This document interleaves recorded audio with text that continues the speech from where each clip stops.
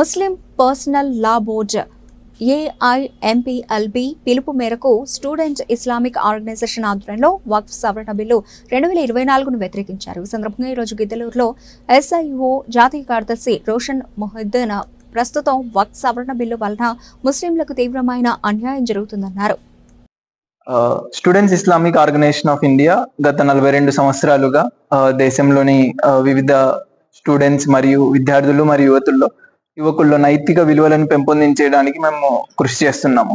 అయితే ఇప్పుడు మనం చూసుకున్నట్లయితే ప్రస్తుత జటిలమైన సమస్య వక్ఫ్ని సవరించడానికి ఏదైతే ఈ ప్రభుత్వం ఒక అమెండ్మెంట్స్ ని ప్రతిపాదించిందో దానికి మేము ముక్తఖండంతో మా నిరసనను తెలియజేస్తున్నాము. ఎందుకంటే వక్ఫ్ ఒక మతపరమైన ఎవరైతే పూర్వీకులు తమ ఆస్తులను కేవలం అల్లాహ్ కొరకు దాతృత్వంతో ఎవరైతే వక్ఫ్ ఆస్తులను సొసైటీ కోసం దానం చేశారో వాటిని హరించే ప్రయత్నంగా మేము భావిస్తున్నాము. అన్య మతస్థుల బోర్డులలో ఎక్కడా కానివ్వండి వేరే మతస్థులకు దాంట్లో ప్లేస్ ఎక్కడా కల్పించలేదు.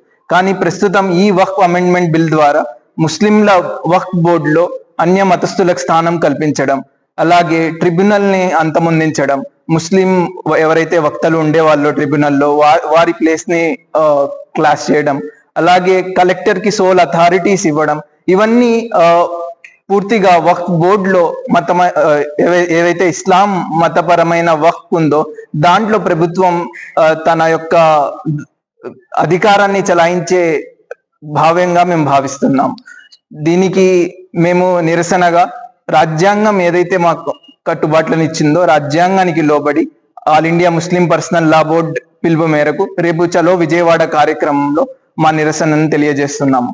అదేవిధంగా ఇది కేవలం రాజ్యాంగ ఉల్లంఘన మాత్రమే, మేము దీన్ని ఉల్లంఘనగా మాత్రమే మేము చూస్తున్నాము. ఎందుకంటే ఎవరైతే రాజ్యాంగాన్ని ప్రేమిస్తారో వారు రాజ్యాంగం ఏవైతే మన ఆర్టికల్స్ ద్వారా ముస్లింలకు ఏవైతే రైట్స్ ఇచ్చిందో ఆ రైట్స్ ని ఈ ప్రభుత్వం హరించే ప్రయత్నం చేస్తుంది. ఇది కేవలం రాజ్యాంగ ఉల్లంఘన చర్యగా మేము భావిస్తున్నాము. ఇంతకుముందు సిఏ ఎన్ఆర్సి కానివ్వండి, అలాగే ఇప్పుడు లవ్ జిహాద్ పేరుతో ఈ ఏదైతే కులమత భేదాల్లో రిలీజియస్ గా ఏవైతే సెక్యులర్ గా ఉండే మన భారతదేశాన్ని అన్సెక్యులర్ గా చేయడం కానివ్వండి, తర్వాత ఇప్పుడు వక్ఫ్ బోర్డులో తన యొక్క ఉనికిని చాటేందుకు ఈ ప్రభుత్వం వక్ఫ్ లోను మన మతపరమైన తారతమ్యాలను చూపించడానికి దీంట్లోనూ వాళ్ళు దూరుతున్నారు. దీన్ని మేము తీవ్రంగా ఖండిస్తున్నాము. రాజ్యాంగానికి లోబడి మాకు ఏవైతే రైట్స్ రాజ్యాంగం కల్పిస్తుందో ఆ రైట్స్ కి అనుగుణంగా మేము మా నిరసన కార్యక్రమాన్ని తెలుపుతున్నాం.